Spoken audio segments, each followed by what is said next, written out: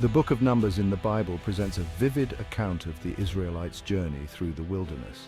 This journey, filled with trials and tribulations, showcases their faith and resilience as they navigate through the harsh desert environment. Numbers chapter 26, in particular, stands out as a pivotal chapter. It marks a significant moment in the narrative, capturing the essence of a nation on the brink of a new beginning. It describes the second registration of Israel's fighting men. This census was not just a bureaucratic exercise, but a crucial step in preparing the Israelites for the challenges ahead. This event takes place on the plains of Moab towards the end of their 40-year wilderness journey. The plains of Moab, a significant location, symbolize the threshold of a new era for the Israelites. The first census, recorded in Numbers chapter 1, occurred at Sinai shortly after the exodus from Egypt. This initial count was essential for organizing the newly freed people into a structured community. Now a new generation is counted. This new census reflects the passage of time and the emergence of a new group ready to fulfill their destiny. This second census is more than a mere head count. It signifies a transition. It marks the shift from the old generation who had experienced the Exodus to the new generation who would enter the promised land. A new generation is about to enter the promised land. This moment is filled with anticipation and hope as they stand on the cusp of realizing the promises made to their forefathers. The generation that had left Egypt had largely perished due to their disobedience and lack of faith. Their journey was marked by rebellion and a failure to trust in God's plan. This new generation, however, carried the hope of a fresh start. They were unburdened by the past and ready to embrace the future with faith and determination. They were poised to inherit the promises God made to their ancestors. These promises included the land flowing with milk and honey, a symbol of prosperity and divine favor. The census serves as a stark reminder: God remains faithful. Despite the failures and shortcomings of the people, God's commitment to his promises never wavered. Even when his people falter, his plans prevail. This enduring truth underscores the entire narrative, highlighting the unwavering nature of divine providence and the ultimate fulfillment of God's promises. The command to conduct this second census came directly from God to Moses. This was not just a casual suggestion, but a divine directive that carried significant weight and purpose. He is instructed to take a census of the entire Israelite community. This was a monumental task, requiring meticulous attention to detail and a deep sense of responsibility. This includes all the men who are 20 years old or older and able to serve in the army. These men were the backbone of Israel's military strength, crucial for the nation's defense and future conquests. This instruction came with specific details. God left nothing to chance, providing Moses with a clear and precise plan to follow. They were to be counted by their ancestral tribes.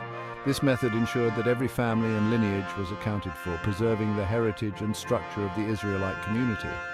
Eleazar, the son of Aaron, was to assist Moses. His role was crucial, providing support and ensuring the accuracy of the count. This divine command highlights the importance of the census. It was a sacred duty, reflecting the organized and purposeful nature of God's plan for his people. It was not a mere human initiative. This census was a divine mandate, underscoring the spiritual significance of the act. This was about God taking stock of his people. He was intimately involved in their lives, guiding them and preparing them for what lay ahead. He was preparing them for the next stage of their journey. This preparation was essential for their success and survival as they moved towards the promised land. The census served multiple purposes. It was not just a head count, but a strategic tool for planning and organization. It gave an accurate account of the strength of the Israelite army. Knowing the number of able-bodied men was crucial for military planning and readiness. This was vital as they prepared to conquer Canaan. The data from the census provided a clear picture of their capabilities and resources. It also served as a basis for the division of the promised land. The census data ensured a fair and equitable distribution of land among the tribes. The land was to be allocated according to the size of each tribe. This method respected the unique needs and contributions of each group, fostering unity and cooperation among the Israelites. The results of the census, meticulously recorded in Numbers chapter 26, reveal a significant increase in the Israelite population. This census was not just a mere counting of people, it was a detailed record that held great significance for the community. Each tribe is listed along with the names of its clans and the total number of men eligible for military service. This information was crucial for organizing the tribes for both defense and religious duties. The tribe of Reuben, Jacob's firstborn, remained numerous despite a past rebellion. This resilience highlights the enduring strength and continuity of the tribe. The tribe of Simeon, on the other hand, experienced a significant decrease. This decline could be attributed to various factors, including internal strife and external pressures.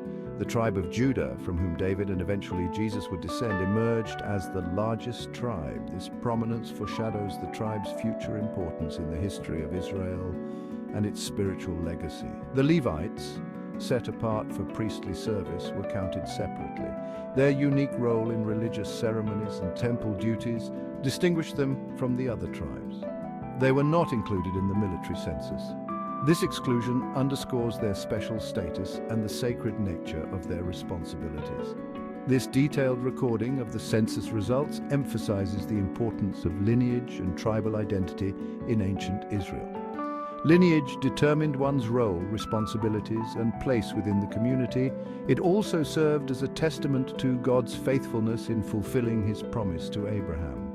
The census numbers were a tangible proof of God's blessings and the growth of Abraham's descendants. He had promised to make his descendants as numerous as the stars in the sky.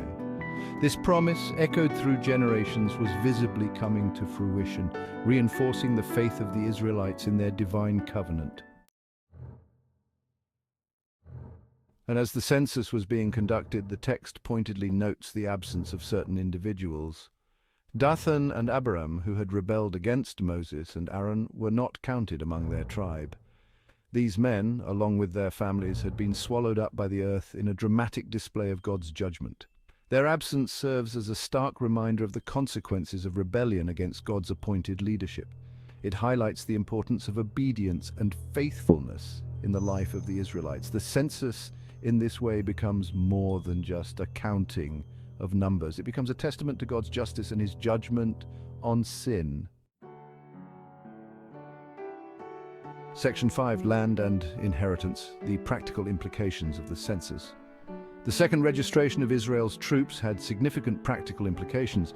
It provided the basis for the division of the promised land among the tribes. God had promised to give the land of Canaan to the descendants of Abraham, Isaac, and Jacob. The census ensured a fair and orderly distribution of the land. Each tribe received an inheritance proportional to its size. This meticulous allocation of land underscores the importance of God's promise. It also emphasizes the value of order and justice in the newly established nation of Israel. Section 6, Women of Valor, the daughters of Zelophehad and their inheritance. Numbers 26 also includes the account of the daughters of Zelophehad. Their story highlights an important legal precedent set during the census. Zelophehad, a man from the tribe of Manasseh, had died without leaving any sons. His 5 daughters, concerned about their family inheritance, appealed to Moses. They argued that they should not be deprived of their father's inheritance just because they were women. Moses took their case before God. God ruled in favor of the daughters. He declared that women could inherit land if there were no male heirs. This ruling established a significant legal precedent in ancient Israel, demonstrating God's concern for justice and fairness for all.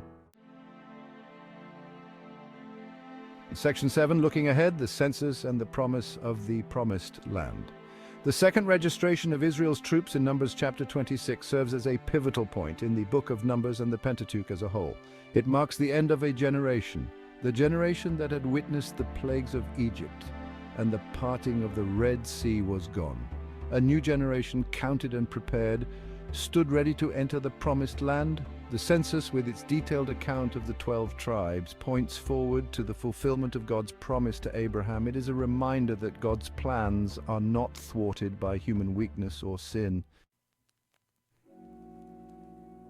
Section 8, God's faithfulness, reflections on the theological significance. The second census in Numbers chapter 26 is more than a historical event. It is a powerful testament to God's faithfulness. Despite the Israelites' grumbling, their disobedience, and their tendency to turn away from God, he remained faithful to his covenant promises. He had promised to make Abraham's descendants into a great nation, and he fulfilled that promise. The census served as a visual reminder of God's faithfulness. It encouraged the Israelites to trust in him as they prepared to enter the Promised Land. Section 9. A story of redemption. The census in light of Israel's journey. The second census takes on an even deeper meaning when we view it in light of Israel's entire redemptive history. Just as God had counted his people after bringing them out of slavery in Egypt, he now counts them again as they are about to enter the Promised Land. This act of counting signifies God's continued presence and care for his chosen people. It is a reminder that he is with them every step of the way, guiding them towards the fulfillment of his purposes.